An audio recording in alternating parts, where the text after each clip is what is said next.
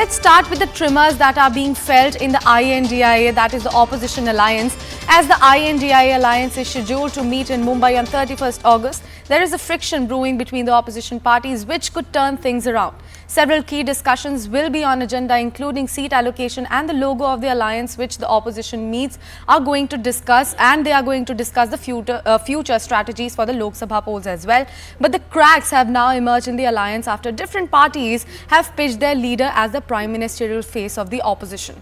Now, JDU cadre has made it clear that Nitish Kumar should be the convener, but the apprehensions are that this could mean projection of Nitish as the prime ministerial face. Now, the Congress chief minister have already pitched for Rahul Gandhi as the prime ministerial face, but much to the dismay of allies like Trinamool Congress and Aam Aadmi Party. अरे हमको कुछ नहीं चाहिए व्यक्तिगत, हम तो चाहते हैं सबको एकजुट करना। हम तो शुरू से न बोल देते, आप लोग कोई बोले, वो सब कोई क्या बोलता उसे कोई मतलब नहीं। लेकिन आप जा ही रहे हैं, उस दिन और भी इसको कई जगह का फाइनलाइज कुछ और पार्टियां भी ज्वाइन कर रही हैं, तो सब मिल करके कौन कौन कहां लड़ेगा, ये सब बात भी हम चाह रहे हैं कि जल्दी तय कर लें। नीतीश कुमार जी का ये वक्तव्य है कि वो किसी पद के इच्छुक नहीं है। अब वो लोग पहले भी कह चुके हैं कि वो न प्रधानमंत्री पद के इच्छुक हैं न किसी और पद के इच्छुक हैं। नीतीश कुमार जी प्रधानमंत्री पद की सारी योग्यताएं रखते हैं जो होनी चाहिए।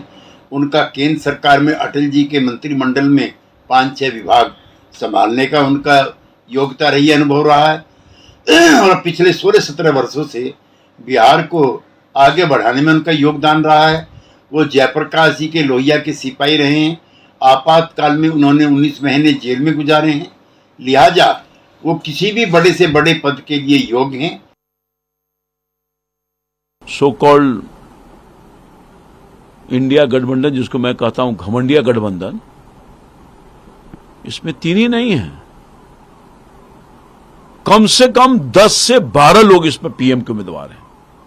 और सब पार्टी का लोग कह रहा है कि हमारा जो पीएम के उम्मीदवार है हमारी पार्टी का, वही पीएम मटेरियल है, वही सब श्रेष्ठ है। अरे साहब, खास तौर पर मैं कहना चाहूंगा कि अब इन लोगों का रास्ता तो बंद कर दिया। राष्ट्रीय जनता दल के माननीय राष्ट्रीय अध्यक्ष जी ने इन लोगों का बंद कर दिया रास्ता। काहेला ख्वाब देख रहे हैं।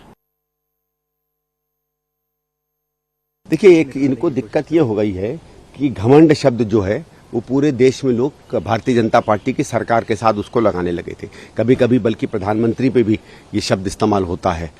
अब वो उसको कैसे हटाएं? तो जो शब्द अपने पे सीधे सीधे पड़ रहा है, इनकी कोशिश होती है कि दूसरे पर घमंडी अमंडी सब करते रहें। और ये इन लोगों की एक आदत है, बहुत पहले कुछ ऐसे शब्द निकाल दो, होगा चल जाएगा तो चल जाएगा, नहीं तो ठीक है। लेकिन अब इन लोगों को एक चीज जाननी चाहिए कि 2024 जो है धीरे धीरे अब ऑलमोस्ट आप समझ लीजिए एक तरफा चुनाव होता चला जा रहा है, और अब इंडिया अलायंस ही जो है आगे चल के आएगा। इंडिया अलायंस का कुछ दिख नहीं रहा है।